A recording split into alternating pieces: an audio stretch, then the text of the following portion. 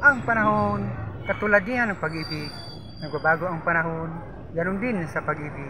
Kaya kung maghahanap ka rin lang ng mamahalin, piliin mo na yung mas mahal na mahal mo siya. Hindi yung napipilitan ka lang.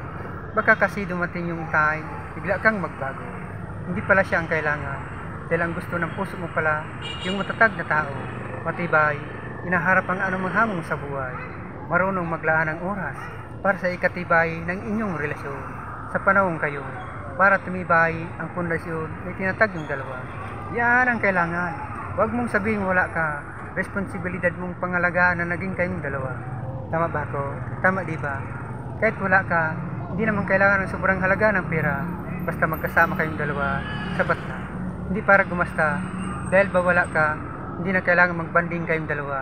Dito sa lugar na to, baka gusto nyo, makakasama nyo pa si Makata.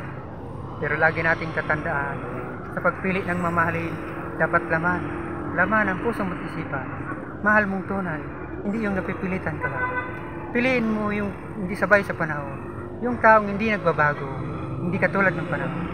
Piliin mo yung taong marunong magsakripisyo, mag-alay ng dangal, at handang magbuwis ng buhay. Piliin mo yung taong kaya kang ipaglaban, sa totoo lang, kahit hindi niya kaya, mapipilitan siyang lumaban. Ganyan ang tunay na pag-ibig, mamahalin kang tunay. Pero lagi nating tatandaan, isa isip, isa puso, huwag ang bawal, na hindi ka iwan, nang walang mawasak na dangal, na hindi masira, mawasak ang iyong dangal.